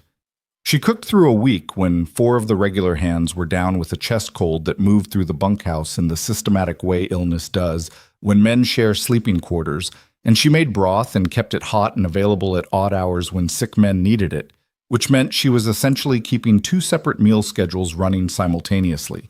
The broth week was when something changed with Gideon. She hadn't intended for him to see it. He came to the kitchen late on the 3rd night of the sick week, after midnight, because one of the worst affected men, a hand named Cowboy, who was 60 and not in good condition for the cold, had been coughing badly, and Gideon had gone to check on him. He came to the kitchen for hot water, not expecting anyone to be there. Maren was at the stove, keeping the broth going. She had a blanket around her shoulders because the kitchen was cold at that hour, and she was doing the accounts in her notebook between checking the pot, the way she used the odd waiting moments to deal with the desk work that accumulated. She looked up when he came in. "I didn't think you'd be up," he said. "Calloway's been bad. I wanted the broth ready when he needed it." Gideon looked at the pot, then at her. "You've been in here all night?" "I slept some, 3 or 4 hours." She stood and got him the hot water he'd come for. "How is he?" "Coughing less than an hour ago. Might be turning." "Good." She handed him the kettle. "Give him the broth if he can take it. Not the water, the broth. He needs the warmth and the salt both." Gideon took the kettle and stood there for a moment longer than necessary, looking at the kitchen, the pot on the stove, the notebook on the table, the blanket she'd draped over the chair, the evidence of someone who had been doing unglamorous necessary work in the middle of the night because someone needed it done. "Maren," he said. She waited. "I owe you. The ranch owes you more than what we're paying. $35 a month is what we agreed. That was before—" He stopped. "Before I understood what I'd hired." She looked at him steadily. He was standing in the kitchen doorway with a kettle of hot water and the particular expression of a man who is trying to say something real and finding it harder than he expected. "I'll think about the wages," she said, "but right now Calloway needs the broth." Something shifted in his expression, something that was not quite a smile, but was in the neighborhood. "Right," he said, and went. She sat back down at the table with her notebook and listened to the wind outside and the faint sound of the sick men in the bunkhouse and the pot working on the stove. And she thought that was the most Gideon Cross had said to her that wasn't strictly about the business of the ranch since the night he'd told her about Clara in 6 flat words. She wrote down the broth proportions she'd adjusted for the batch and closed the notebook and put another piece of wood on the fire. The wages conversation happened 2 days later in the office, brief and direct. He offered 42, she said 45. They settled on 43.5, which was awkward enough as a number that they both seemed faintly amused by it, which was the first time she'd seen anything resembling humor from him, and she filed that away the same way she filed other things about him, carefully, without making too much of it. Word about Black Hollow's cook had moved across the county the way word moves in ranching country, which was to say faster than you'd expect, and with additions that weren't always accurate. Maren heard about this through Hank, who heard about it through the supply runs and the relay riders and the general information network of men who talked to each other across fences and at way stations. The first offer came in November from a rancher named Aldous Pitchford, who ran a large spread south of Dorset. His foreman rode up one Tuesday with a written offer, $50 a month, separate quarters, a full kitchen assistant provided. It was a good offer, better than Black Hollow on paper. Marin read the letter, folded it, and gave it to Gideon. "You should know about it," she said. He read it without visible reaction, then set it on the desk. "What do you want to do?" "I'm telling you about it, not asking your permission." "I know. What do you want to do?" She thought about the kitchen she'd rebuilt from disorder. She thought about Elsie in the east pasture with Hank and the horses, and Denny learning to actually follow a recipe if you wrote it out clearly enough, and Victor's easy competence and occasional dry humor. She thought about Calloway, who had turned the corner on the chest cold and had stopped by the kitchen yesterday, specifically to say thank you, which he'd done by standing in the doorway for 30 seconds saying nothing, and then nodding once and leaving, which was apparently how Calloway said thank you. "I'm staying," she said. Gideon nodded. He picked up the letter and folded it and put it in the desk drawer without further comment. She wasn't sure what she'd expected him to say, but she found she didn't mind the silence. A second offer came in early December from a cattle operation out of Cheyenne. Bigger money, $60, which was substantial. She declined it by letter without showing it to Gideon. She wasn't sure why she'd shown him the first one. She thought it might have been a test of something, though she wasn't entirely sure what she'd been testing.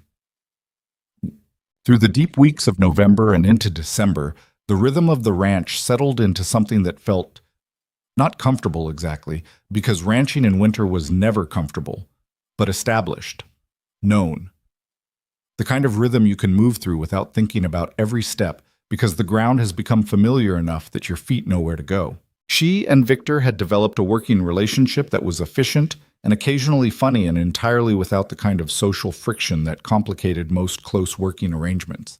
He was not a talkative man, but he was an observant one, and he had the useful quality of saying something when he had something to say, and not filling the space when he didn't. He noticed things about the kitchen she sometimes missed from being too close to it, and when he mentioned them, he did it without making it into a statement about her competence. "The bread's been running heavy on the left side for 3 weeks," he said one morning. "Not enough to matter for the meal, but enough that the loaves are uneven." "I know. The stove's running hotter on that side since the temperature dropped."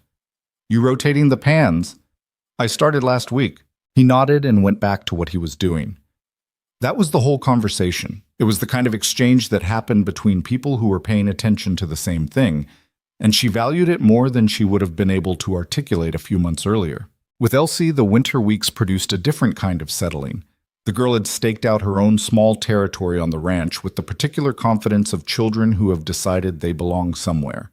She had a relationship with Hank, who had turned out to be surprisingly patient with a 6-year-old who had strong opinions about horses.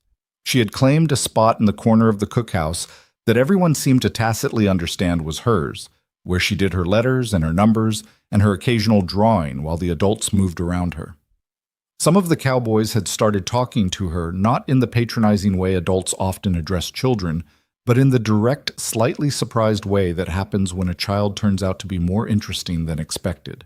Cole Mercer, to Marin's genuine surprise, had become something like protective of Elsie. Not in a demonstrative way. Cole didn't do demonstrative.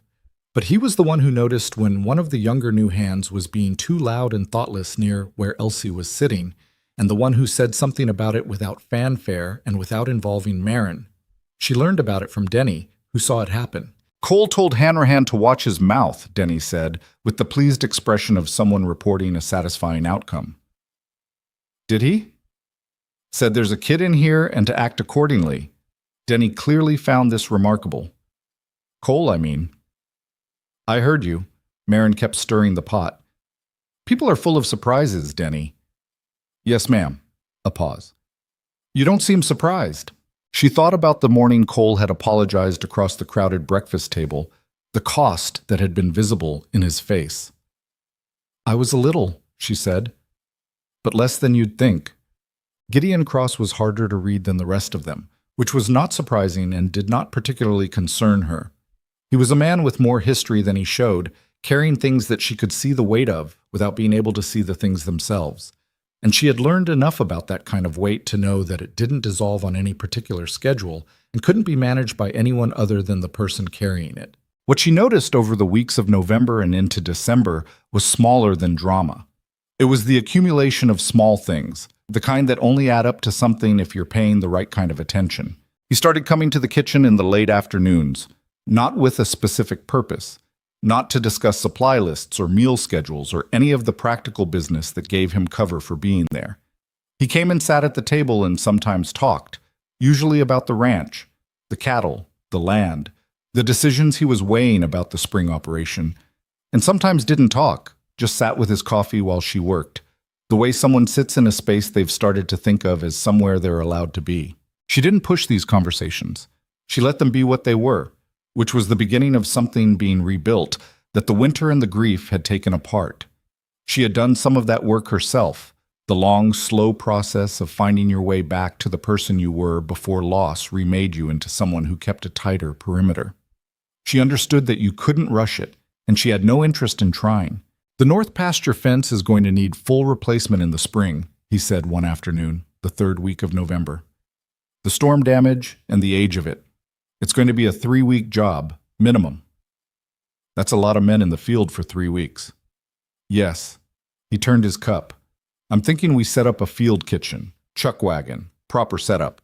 Makes more sense than riding them back in twice a day." She looked at him. "Are you asking if I'll run it?" "I'm asking what you think about the idea." "I think it's sensible from a work efficiency standpoint." She went back to the bread she was shaping. "I'd need to know the crew size and the supply situation before I could say whether I'd run it. 8 men, maybe 10. That's manageable on a chuck wagon." She turned the dough. "I've done it before." "I know you have," he said. And there was something in the way he said it. Not surprised, not qualifying, just a straightforward acknowledgement. That was different from the way he'd spoken to her in the early weeks. The way you speak to someone whose capabilities you've stopped having to estimate because you've seen them demonstrated. She didn't say anything. She kept working the dough, and he sat with his coffee, and the kitchen was warm against the gray afternoon light coming through the window. And outside, the wind moved across the black hollow land in the long, steady way it moved all through the winter, reliable as anything. The burn on her arm had healed to a thin scar, barely visible if you weren't looking. She noticed it sometimes when she rolled her sleeve, not with particular emotion, just the way you notice the marks that accumulate in a life spent doing physical work. Evidence. The body's record of things that required something from you. She shaped the last loaf and set it to rise and covered it with the cloth. There was, she thought, something to be said for the kind of place that required you to be exactly who you were. Not the polished version, not the version that performed competence for an audience, but the actual version, tired and occasionally burned and sometimes wrong and working through it anyway. Black Hollow Ranch had not been gentle with her and had not asked her to be anything other than exactly as capable as she'd said she was. She had found, against the odds she'd walked in with, that she was capable enough. The loaves would be ready by supper. She washed her hands and started on the next thing. December came to Black Hollow Ranch the way it always came to the Wyoming Territory, without asking and without apology. The first real snow of the season arrived on a Wednesday, the heavy kind that fell straight down without wind, blanketing the pastures and the fence lines and the barn roof in the slow, patient way that suggested it intended to stay. Maren stood at the kitchen window in the early morning and watched it come down and thought that it was the first snowfall she'd watched, without calculating what it was going to cost her in terms of mobility or supply lines or the logistics of keeping people fed in difficult conditions. She still calculated all of those things. Old habits of necessity didn't dissolve because a person had found stable ground. But she noticed, standing at the window with her coffee, that the calculation was secondary now, sitting behind an initial moment of just looking at the snow and finding it, against expectations, something close to beautiful. Elsie came in from the back room with her hair still uncombed and her quilt dragging behind her, looked out the window and said, "Snow." "Yes, real snow, not the other kind. The other kind is also real snow. The other kind is just cold rain that can't decide," Elsie said, with the particular authority of a 6-year-old who has developed opinions. She pressed her nose to the glass. "Can I go out?" "After breakfast, and after your hair." Elsie disappeared back toward the room, trailing the quilt, and Maren turned to the stove and thought that this was what stability looked like from the inside. Not a dramatic thing, just a child asking to go out in the snow in a place that had become ordinary enough that the request made sense. The conversation with Gideon happened 3 days later, on a Saturday evening, which was the one night of the week when the cookhouse cleared out earlier than usual, and the ranch had a kind of provisional quiet to it. She had not been expecting it. That was the truth she would return to later, not with embarrassment, but with the recognition that sometimes the things that change your life come when you are doing something completely ordinary. She was mending a seam in Elsie's winter coat at the kitchen table when she heard the knock at the doorframe. The kitchen door was half open, as it usually was when she was working late, and looked up to find Gideon standing there. He had his hat in his hands, which she had learned was his version of signaling that a conversation was not going to be brief or businesslike. He did it without seeming aware that he did it. "Got a minute?" he said. "I've got several." She set down the coat and the needle and waited. He came in and sat down across the table from her, which was different from the usual arrangement of him in the doorway or at the far end of the table near the window. This was closer and more direct, and he seemed to know it because he didn't immediately say what he'd come to say. He turned his hat in his hands once, twice, then set it on the table. "I've been thinking about something for a few weeks," he said. "All right, I've been thinking about next year. The spring operation, the fence work, the summer drives." He paused. "And I keep running into the same problem, which is that everything I'm planning with you as part of it, not as hired help, as part of how the ranch works." Marin was quiet. "And I realized at some point that I was planning that way without having asked you whether it was something you wanted." He looked at the table, then at her. "Which is backwards." "It is a little," she agreed. He picked up the hat and set it down again. "I'm not good at this," he said. "I want to be clear about that up front. I was better at it once, a long time ago, and then I got out of the practice, and it doesn't come naturally anymore." "I know," she said. He looked at her. "How do you know?" "Because nothing about you is performed, Gideon. When something costs you something, it shows. That's not a criticism. It's actually one of the more trustworthy things about you." Something moved through his expression, quick and a little unguarded, the look of a man who has just been seen more clearly than he was prepared for. He absorbed it and didn't look away. "I want you to stay," he said. "Not as the cook, not on wages." He stopped, and there was the quality in the silence of someone choosing words with more care than usual because the words matter. "I want you to stay as my wife, if that's something you'd consider." The kitchen was very quiet. Outside, the snow was still coming down, softer now than it had been in the morning, and the lamp on the table threw a warm circle of light across the mended coat and the needle and thread and Gideon's hat in his hands, which had gone still. Marin looked at him. She thought about the morning she'd stepped off the stagecoach and seen his face and understood immediately that she was not what he'd been hoping for. She thought about the cracked stoveplate and the frozen turnips and the long, cold nights keeping the broth going for sick men and the burn scar on her arm and Earl Foss saying "same hand" at a table full of exhausted cowboys while a storm beat itself against the walls. She thought about Thomas, honestly and without flinching, the way she'd learned to think about him, with love and with grief, and with the understanding that loving someone who was gone did not disqualify you from building something new with someone who was here. Thomas had been a good man. He would have wanted her to find ground worth standing on. She believed that not as a comfort she'd manufactured, but as a thing she actually knew about him. She thought about Elsie and the horse in the east pasture and the quilt trailing across the kitchen floor and the way this ranch had become, without her quite planning for it, a place her daughter asked questions about as if she expected to keep knowing the answers. "You understand what you're asking," she said. It wasn't a question. "I think I do. I have a daughter." I know. She told me yesterday that the gray mare in the east pasture should be named Agnes, and I didn't have a good argument against it." A pause. "I'm not going to pretend I know how to be what she needs, but I'm not unwilling to learn." Marin was quiet for a moment. "That's an honest answer." "I'm trying to be." She looked at the hat on the table, then at him. "I'm not easy to be married to," she said. "I should be honest about that too. I have opinions and I say them, and I don't manage the household from behind. I manage it from in front, and that's not going to change because I have a different title. I've noticed. And I come with history. Thomas is part of who I am. That doesn't diminish." "I'm not asking you to leave your history at the door," Gideon said. "I wouldn't know who I was talking to if you did that." He paused. "I've got my own history. Clara is part of mine. I'm not pretending otherwise either." They looked at each other across the kitchen table, two people with their full complement of grief and history and imperfection between them, and the lamp burned steadily, and the snow came down outside, and neither of them looked away.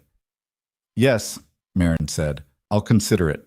His expression shifted, not the dramatic relief of someone who'd been fearing rejection, but the quieter movement of a man who has been holding himself at a careful tension and has just, cautiously, let some of it go.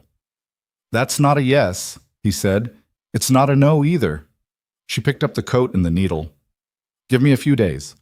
He stood, picked up his hat, and held it for a moment. "A few days," he repeated. "I'll come to you." She looked up. "I won't make you wait longer than that." He nodded and went to the door, then stopped.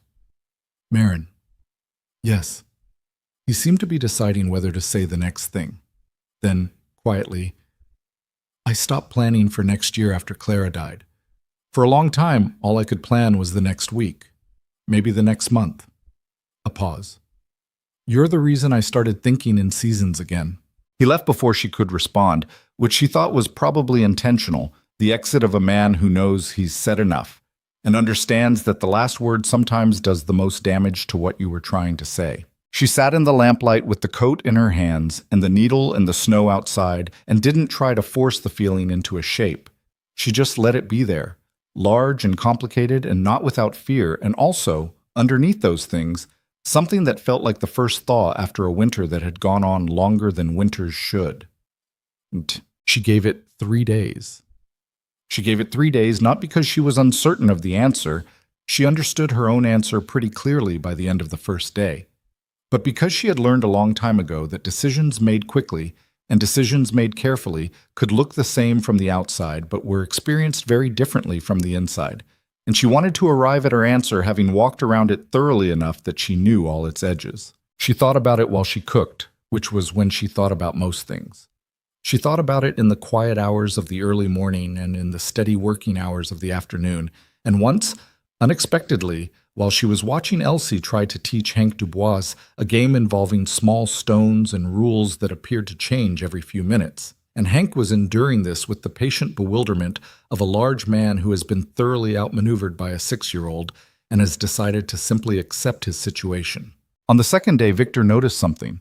She wasn't sure what exactly, and said without preamble, "Are you all right?" "I'm fine. You look like someone who has too many things in their head." "I usually have too many things in my head." "This is different," he said. He was chopping and didn't look up. "It's the good kind of too many things, I think, not the worried kind." She didn't confirm or deny this. He didn't push it. But she thought that Victor Reyes was an unusually perceptive person and that the ranch was lucky to have him, and that she was going to make sure he was paid appropriately for what he actually contributed, which she was fairly certain he currently was not. On the third morning, she went to find Gideon. He was in the barn with Jonas, going over something with one of the wagon wheels. The same ongoing conversation about the wagon that seemed to be a permanent feature of ranch life. And he looked up when she came in. Jonas took one look at Marin's expression and found urgent business at the far end of the barn. "Yes?" she said. Gideon straightened from where he'd been crouched by the wheel. He was holding a wrench, and his barn coat was old and had a tear at the left elbow that hadn't been mended. He looked like a man who had been in the middle of fixing something, which was, she thought, entirely appropriate. "Yes," he repeated. "Yes." She held his gaze. "With the understanding that it's a partnership and I'm going to keep operating as one half of it and not as the domestic quarter. I understood that 3 months ago. I want it said out loud. Then I'm saying it out loud. Yes." She nodded. He set down the wrench. They stood in the barn in the cold morning light with the horses moving quietly in their stalls, and the snow on the ground outside, and Jonas making himself scarce at the far end of the building. And it was not a romantic moment in any polished sense. It was cold and smelled like horses, and they were both wearing work clothes, and neither of them moved to close the distance immediately, just stood with the agreement between them and let it be real. Then he crossed the space and put his hand on the side of her face, just briefly, the way someone touches something they are not yet entirely sure they have the right to touch. She didn't move away. He dropped his hand and they stood there looking at each other, and the moment was quiet and a little awkward and entirely honest, and that felt right. "I'll talk to Elsie," she said. "I'd like to be there when you do, if that's all right." She considered this. Yes, that's all right. Bish said. They told Elsie together that afternoon, sitting in the kitchen after lunch while the other men were back at work. Marin had thought carefully about how to do this. Not as a performance, not as a presentation, but as a conversation with a child who deserved to understand what was happening to her life. Elsie listened with her serious face, the one that made adults forget she was 6. She looked at Marin, then at Gideon, then back at Marin. "So you'd be married," she said. "Yes." "And we'd stay here?" "Yes." "Not move again?" Marin held her daughter's gaze. "Not unless we choose to." Elsie was quiet for a moment, thinking. Then she looked at Gideon with the direct assessment of a child who has not yet learned to be polite about scrutiny. "Do you want a daughter?" she asked him. Gideon met her eyes without flinching. "Yes," he said. "I think I do." "You think or you know?" "Elsie," Marin said quietly. "No, it's a fair question." Gideon leaned forward slightly, elbows on the table, putting himself at closer to her level. "I know. I'm just not always good with words." Elsie considered this for another long moment. "Hank says you're the best judge of horse character in the county." "Hank's generous." "He's not, actually. He doesn't say things he doesn't mean." Elsie picked up a corner of her quilt and thought for another 3 seconds. "The gray mare should be named Agnes." "I heard. Do you have an objection?" "No objection." "Then all right," Elsie said, as if this had settled everything, which in her reasoning it apparently had.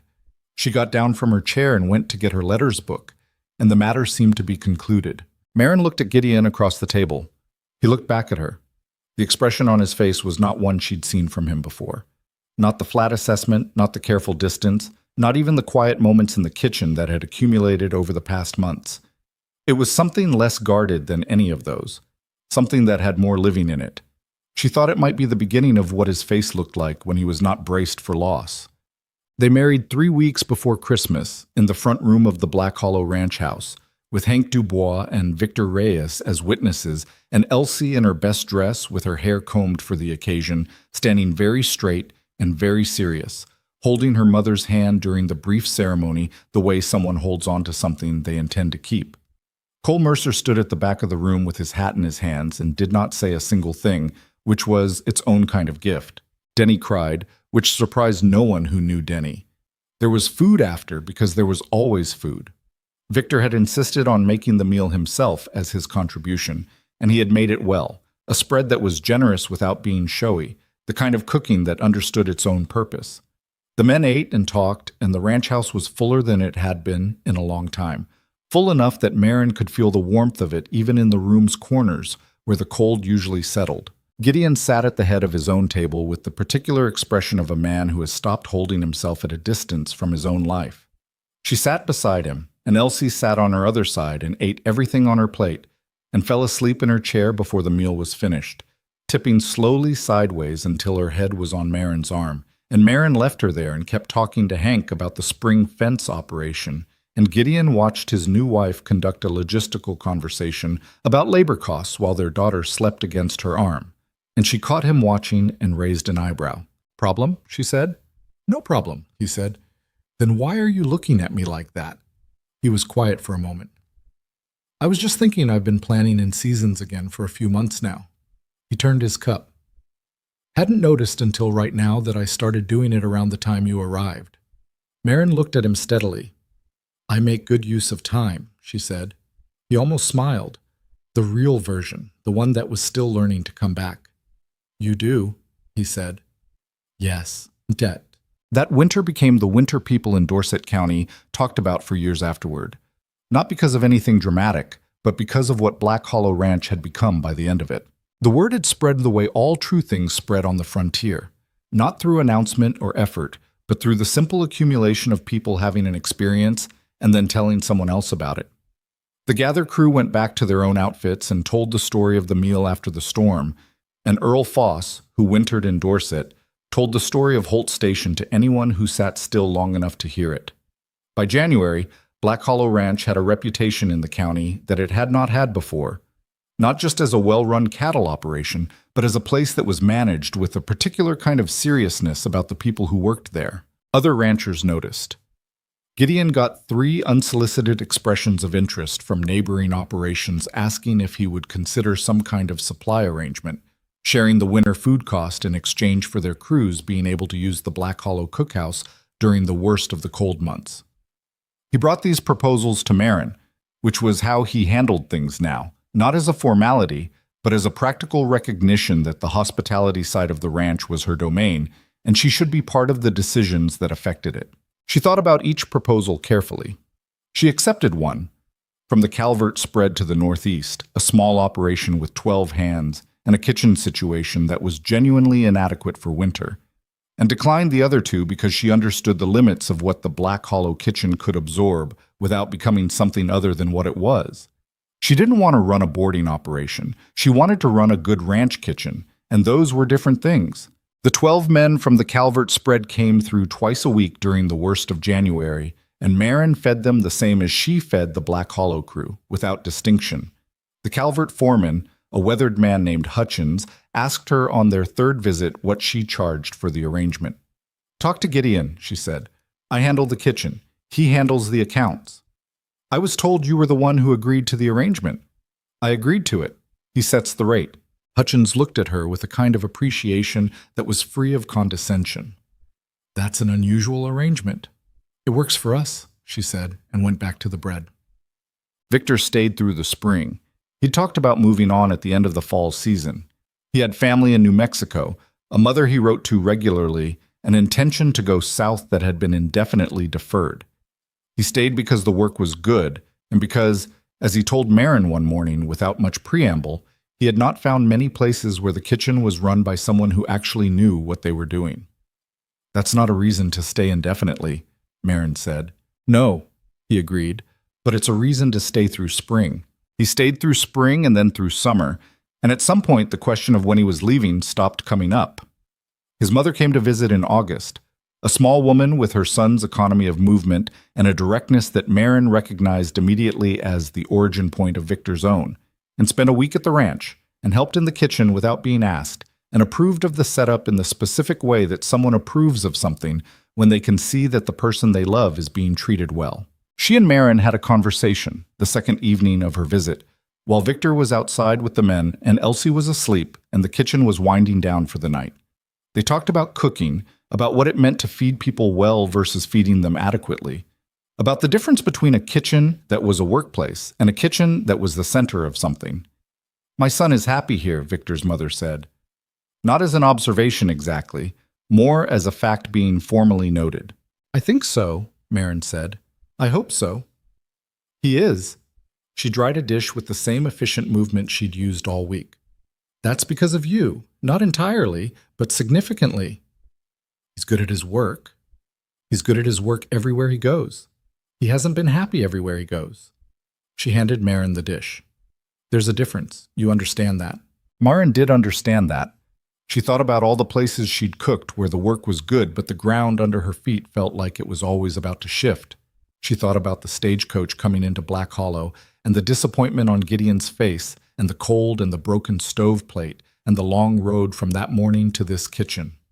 "Yes," she said, "I understand that." Spring came the way it always came to the territory. Late and arguable, cold mornings that felt like February until suddenly they didn't. The land coming back into itself in increments too small to track, until one morning you looked out and something had changed, and you realized it had been changing for weeks. Marin stood at the kitchen door one April morning and watched Elsie running across the yard toward the east pasture where Hank was working with the horses, her dark hair loose behind her and her boots already muddy before 8 in the morning, and her voice carrying back across the yard in the bright high register of a child who was entirely in a hurry to get where she was going. 7 years old now, since February. Still serious, but less careful about it than she'd been when they arrived. The watchfulness that had developed from too many new places was thinning out, replaced by something looser and more confident. The ease of a child who has decided she knows where she is and intends to stay there. Gideon came out of the barn, and Elsie redirected toward him without breaking stride, and he crouched down to be at her height, and listened to whatever she was telling him with the focused attention of someone who had learned that what this child had to say was generally worth hearing. He said something back and she laughed and kept running, and he watched her go for a moment before he stood up and looked across the yard and saw Marin in the kitchen doorway. He raised a hand. She raised one back. It was not a dramatic moment. It was barely a moment at all. Just a man and a woman at opposite ends of a yard, both watching a child run across muddy ground in the April light, both part of something they hadn't known they were building until it was already built. She went back inside and started the breakfast.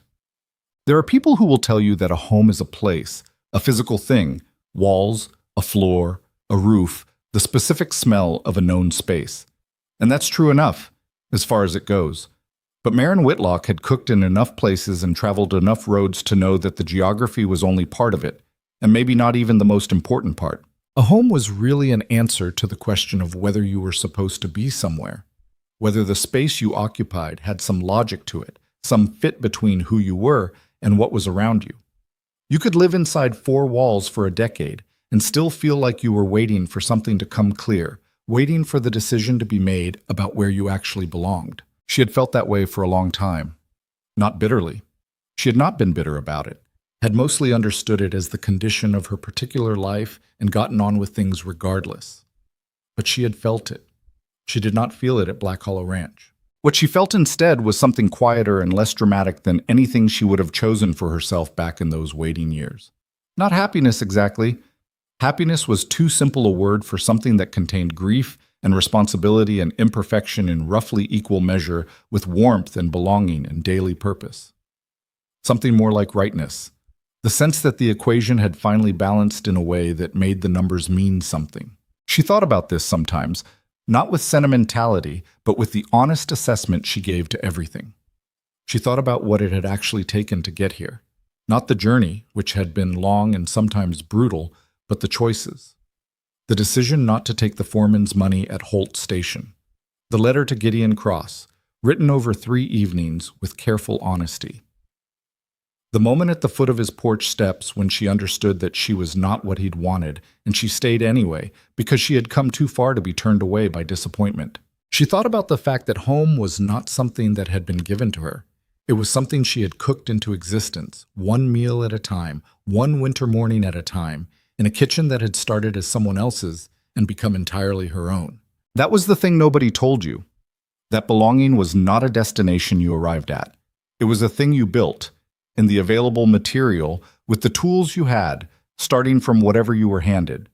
It was slow work and unglamorous work, and sometimes exhausting work, and it did not look finished even when it was.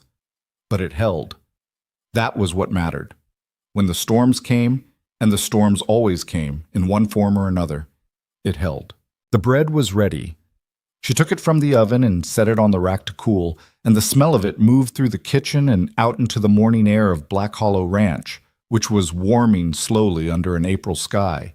And somewhere across the yard, her daughter was laughing at something a taciturn old cowboy had said, and the man she had married was fixing something that needed fixing, and the life she had built from necessity and stubbornness and an unshakable belief that she was worth her own effort was exactly where she was standing. She did not need it to be more than that. She did not need it to be anything other than exactly what it was.